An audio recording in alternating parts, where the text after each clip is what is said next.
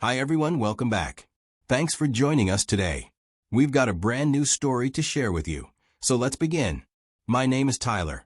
I never thought I'd be the guy standing outside my own house, locked out like a stranger, while my wife smiled at me from the window and told me she had found someone better.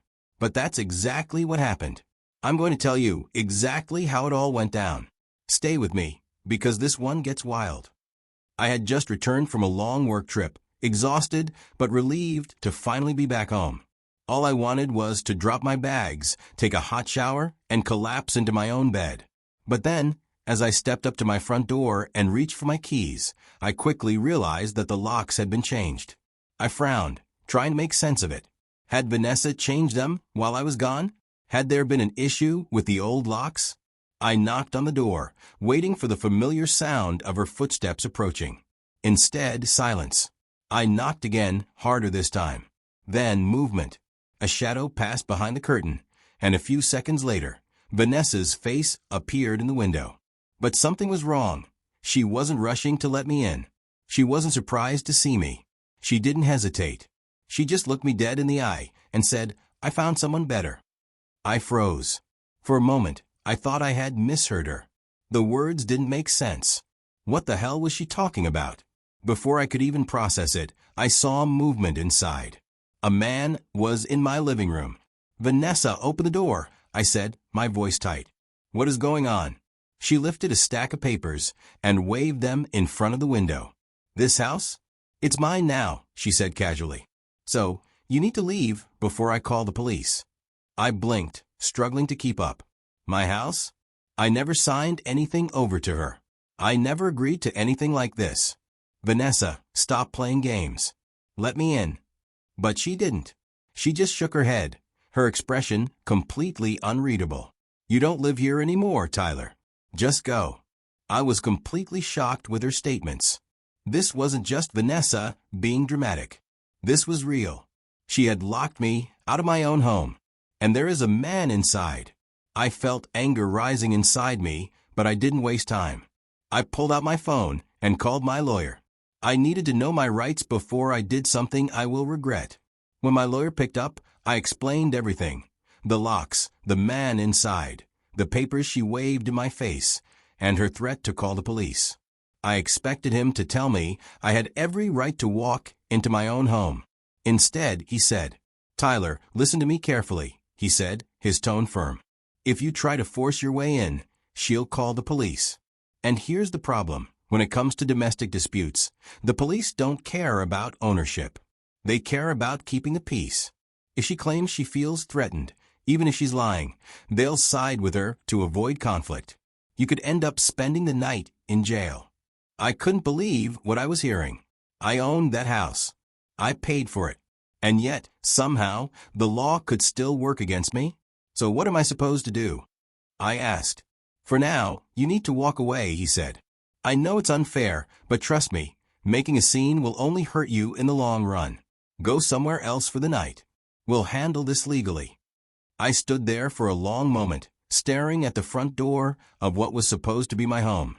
I was being told to walk away, But I wasn't stupid. I knew my lawyer was right. If I stayed and tried to fight this now, it would only make things worse. With no other choice, I turned around, walked back to my car, and drove off. I didn't even know where I was going at first. Eventually, I pulled into a hotel parking lot and checked in. Sitting alone in my hotel room, I felt like my entire marriage had been a lie. But the more I thought about it, the more I realized the signs had always been there. I had just refused to see them for what they were. Vanessa had always been obsessed with money.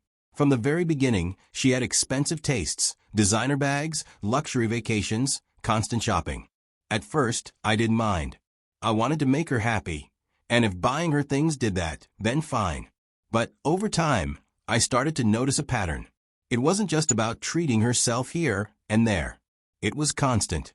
She expected me to provide for every little thing she wanted, no matter how unnecessary or ridiculous it was. And if I ever hesitated, even for a second, she made sure I regretted it. Anytime I said no, even for good reason, it turned into a full-blown argument. She would sulk, pick fights, and throw the same threat in my face every single time. If you don't give me what I want, I'll find someone who will. I had always brushed it off, thinking she was just being dramatic, using empty words in the heat of the moment.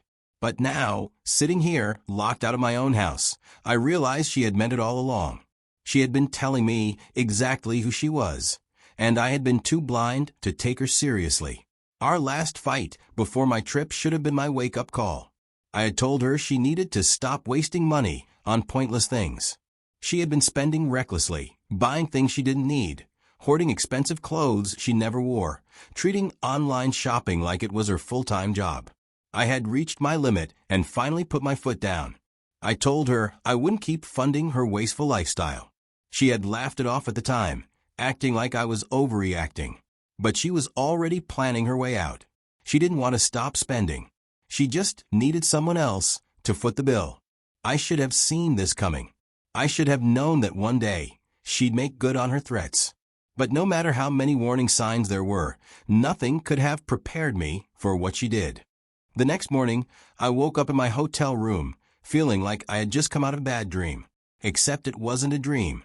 I grabbed my phone and called Vanessa. It rang a few times before going straight to voicemail. I tried again. Same thing. She had declined the call. I let out a slow breath, trying to push down my frustration.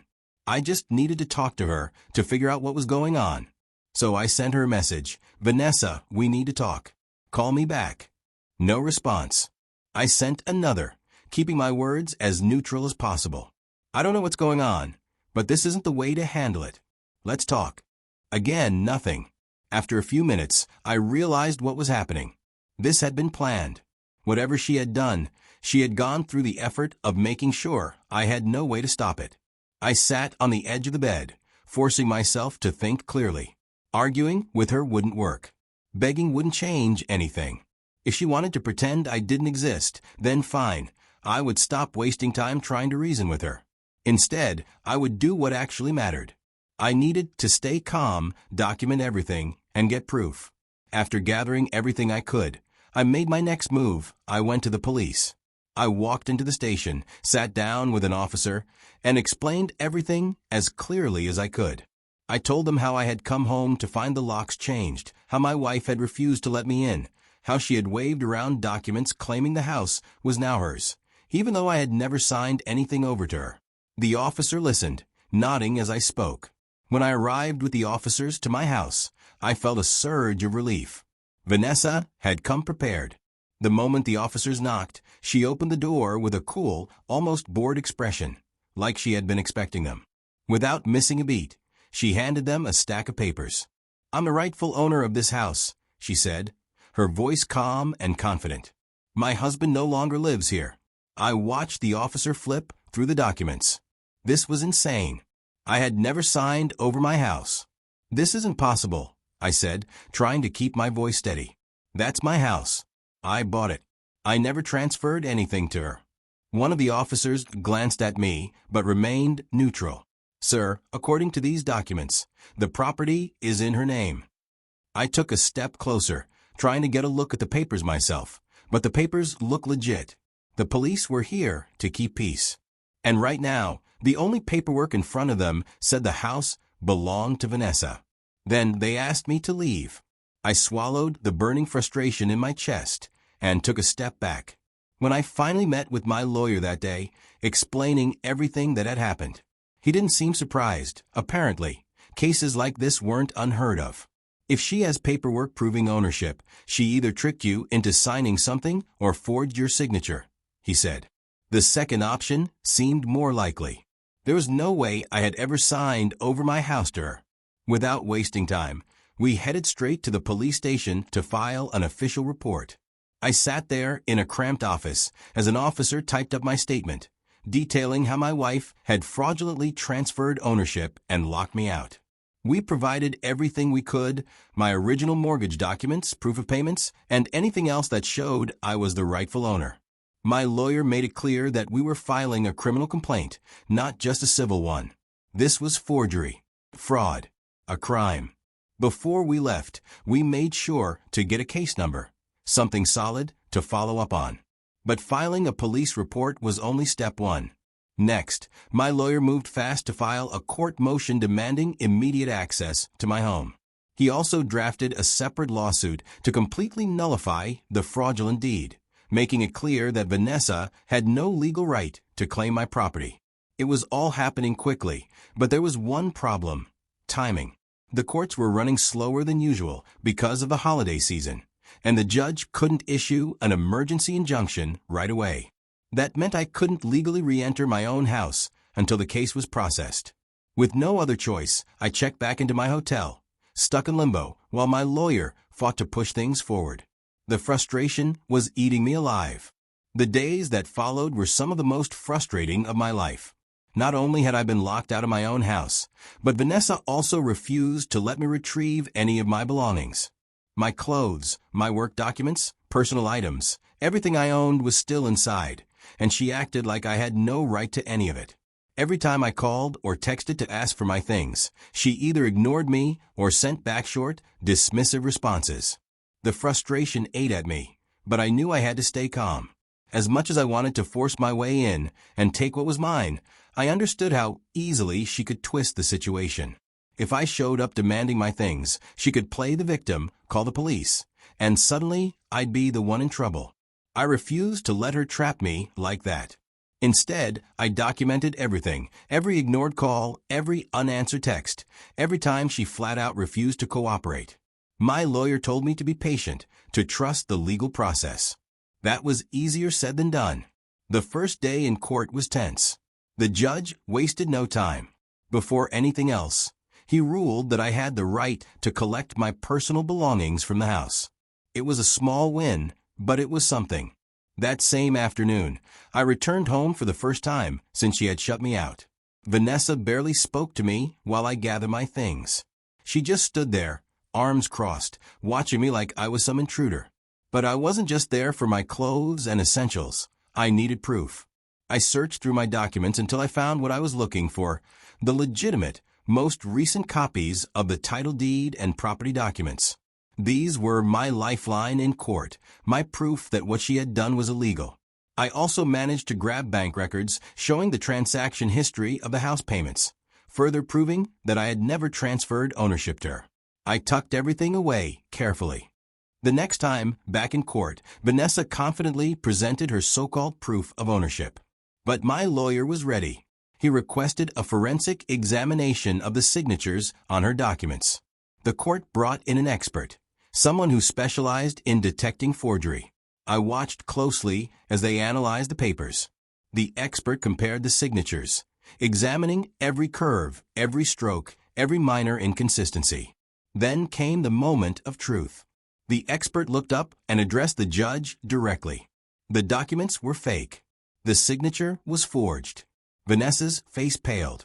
The courtroom, which had been buzzing with tension moments ago, fell silent. For the first time since this nightmare started, I felt something shift in my favor. The truth was out. Instead of taking responsibility, she did what cowards do. She shifted the blame. She pointed at her lover and claimed the whole thing was his idea. He's the one who convinced me to do it. I didn't even want to. He handled the papers, not me, she insisted. But it was too late. Throwing him under the bus wasn't going to save her. If anything, it made her look even worse. Her last-minute attempt to escape consequences backfired completely. My legal team wasted no time. We went after both of them with full force. The charges were severe criminal forgery, which carried serious legal consequences, and financial damages for wrongful eviction. She had stolen my home, locked me out, and forced me to spend money on hotels and legal fees. Now, it was time for her to pay for what she had done. When the verdict was finally read, it felt like the weight I had been carrying for weeks had been lifted off my shoulders. Vanessa and her accomplice were both found guilty. The judge didn't go easy on them either. Prison time. They were sentenced, locked up, and officially labeled criminals. But that wasn't all. Vanessa was ordered to pay heavy fines on top of her prison sentence. Even after serving her time, she would still be in debt, still dealing with the consequences of what she had done. As for me, I finally regained full control of my home. But my fight wasn't over yet. There was one last thing left to do. When Vanessa gets out of prison, I will be filing for divorce. This wasn't just about cutting ties. It was about making sure she never had a way to come back into my life again. She had made her choice, and now she had to live with it. Looking back on everything, I can't help but wonder, how did I not see this coming?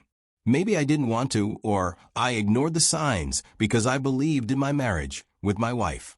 But if there's one thing I've learned from this nightmare, it's that trust without verification is a dangerous thing. Love can blind you, make you overlook things that should have been clear as day.